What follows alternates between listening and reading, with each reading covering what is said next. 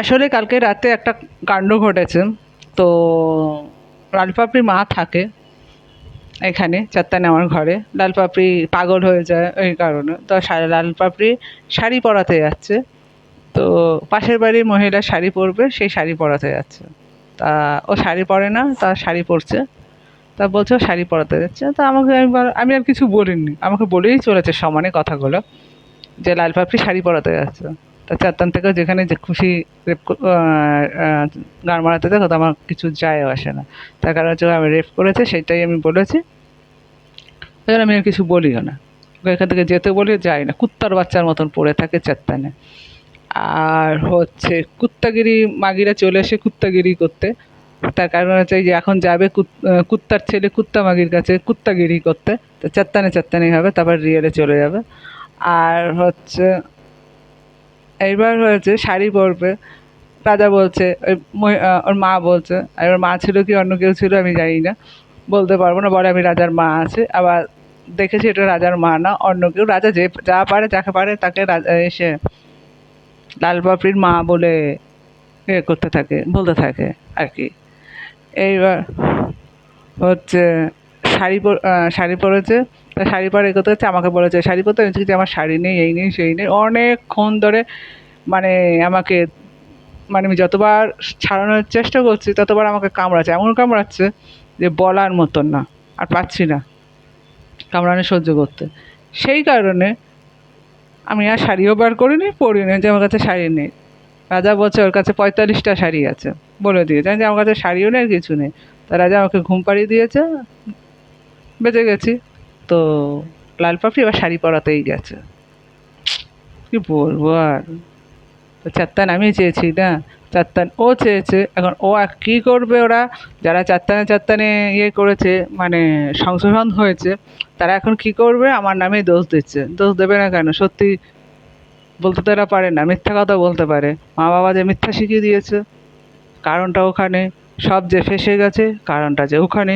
ফেঁসে গেলে মানুষ কী করে, মিথ্যা কথাই বলে। বাবা মা যে সত্যি কথা বলতে শেখায়নি কোনো দিন, কারণটা যে ওখানে। যদি সত্যি কথা বলতে শেখাতো, তো চাত্তান আমি যা ভিডিও ছেড়েছি তারা চাত্তানে আর আসতো না আমাকে আর জ্বালাতে। আমি যা ভিডিও ছেড়েছি কথা শুনে, মানে কেমন বেহাচোদা মেয়ে ছেলে আর ছেলেরা, বলার মতন না। সেই চাত্তানে আসে, সেই শুরু করে দিয়েছে ওদের রাম কাহিনী। ইয়ে সেই একই চলছে, নির্লজ্জ বেহা খানকি বলেই চলে এসছে, এছাড়া না।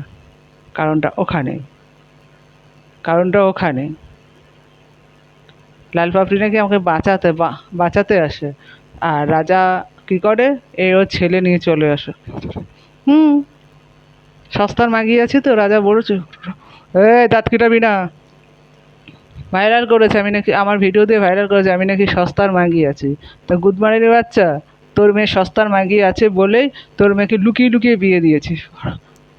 গুদ চুদি, আমার যে বর ছিল তার সঙ্গে গুদ মারিয়ে বিয়ে দিয়েছিস। কারণটা ওখানে, কারণটা হচ্ছে ওখানে। ছেলেটা যদি ভালো থাকতো তাহলে আর বিয়ে করতো না, এই কারণে গুদমারানি ছেলে বিয়ে করেছে। এই কারণে আমি আর কিছু বলি না, কারণটা ওখানে, আর কিছু না। আর রাজার মেয়ে এত সুন্দরী আছে, সুন্দরীর জন্য বুক আছে বলে এই জন্য রাজার খুব গর্ভবতী ভাব আছে, কারণ ওখানে। তা পরের মেয়েকে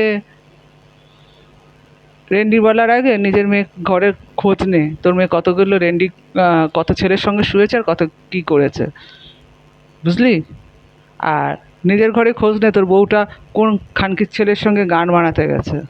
তুই সেদিনকে বলছিলি যে তোর বউ নাকি ইয়ে করছে, প্রেম করতে গেছে, একটা ছেলের সঙ্গে দেখেছে। আমি জানি না, বলেছিস তুই। কারণটা ওখানে। আর হচ্ছে নিজের বাড়ি খোঁজ না নিয়ে পরের মেয়ের ফটো ছেড়ে যা পাচ্ছে তাই বলে যাচ্ছে, রেন্ডিচুদির ছেলে। কারণ ওর কাছে, আমার কাছে যে ফটো নেই ওই জন্য ফোন হ্যাক করেছে, ওই কারণে তো ফটো পেয়েছে, এবার লুকিয়ে লুকিয়ে রয়েছে। গুদবানানির বাচ্চা। আমি ভালো চোদা আছি, ভালো মেয়ে হলে আমি দেখা করতাম না, ওর কথা হচ্ছে ওইখানে। তা গুদবানির বাচ্চা, তুই যদি ভালা চোদা ছেলে হতি, তুই কি আমার ফোন হ্যাক করে বাড়া গান মারা এগুলো ছাড়তি? যারা ছাড়ছে, যারা আরও যারা ছাড়ে তারা কি তাই করতো? করতো না তো, কারণটা তো ওখানে। গুদমানির বেটা, তুই যদি সত্যি ভালো হতি তুই কি এই কাজ করতি? কারণটা তো ওখানে, কারণটা তো ওখানে। তুই বাড়া রেন্ডি চোদা, তুই যদি সত্যি সত্যি চোদা হতি তো তুই আমার ফোন হ্যাক করে আমার ভিডিও ছাড়তি নাকি ফটো দিয়ে, না কিছু করতি?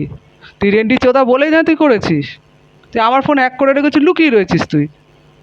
রাজা লুকিয়ে রয়েছে 6 বছর ধরে, 6 বছর হয়ে গেছে, 6 বছর ধরে আমি জানছি। 7 বছর তে পড়েছে, তবে থেকে রাজা লুকিয়ে আছে। তো লুকিয়ে থাকবে কেন গুদমানের বাচ্চা? লুকিয়ে থাকবি কেন? কারণটা কি লুকিয়ে থাকার? তুই যদি এত ভদ্রচোদা হবি তুই সামনে আসবি। ভদ্রচোদারা সামনে আসে, গুদমারানি এটা সামনে আসে না। তারা গুদ মারায় ওইভাবে। লোকের মেয়ে, লোকের মেয়েকে খারাপ করে নিজে ভালো সাজে। ছি, গলায় দড়ি দে, ছি ছি ছি, গলায় দড়ি দে, দড়ি দড়ি। দড়ি যদি না জোটে বিষ খেয়ে মর, কাজে দেবে। বিষ খেয়ে মর, বিষ খেয়ে মর। এই যে চেত্তানে বলছে ওদের গাঁড়ে ফাটছে, সত্যি কথা বলছি। সত্যি কথা বললে গাঁড় ফাটে, আর কিছু না। সত্যি কথা বললে গাঁড় ফাটে লোকের, আর কিচ্ছু হয় না। যারা অন্যায় করে তাদের গাঁড় ফাটে আর লাগে। এবার দেখুন ভিডিও করবে এই পাড়া থেকে, যা পারবে তাই ভিডিও ভাইরাল করতে থাকবে, যা পারবে। এই যে আমি খাচ্ছিলাম, খেতে খেতে জিভ রাজা আমার এদার ওদার করে, খানকিরা চাত্তানে আসে, সেই ভিডিও তুলে নিয়ে ভাইরাল করে। জিভ বার করানো যা পারে। আমি যা পারে নোংরামি করতে থাকে। আমি জামা কাপড় ছাড়ি, সেগুলোও ভিডিও তুলে নিয়ে ভাইরাল করতে থাকে। যা পারে খানকিগিরি করতে থাকে, যা পারে তাই করতে থাকে। মেয়েরা আসে, মেয়ে তো আমরা তুলছি, মেয়েরা তোলে, তারপর ছেলেরা দেখে। এগুলো মেয়েদের কাজ। মেয়েরা আসে, এসে খানকিগিরি করে, এই কাজগুলো করে নিয়ে তারপর ভিডিও ভাইরাল করে।